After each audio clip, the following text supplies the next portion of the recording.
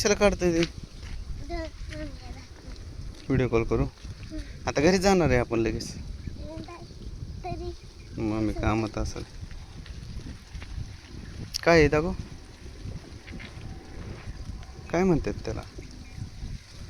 गारगोटी.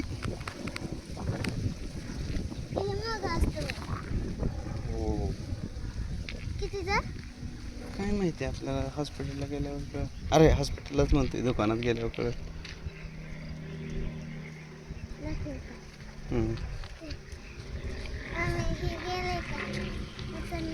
उचललाय. हां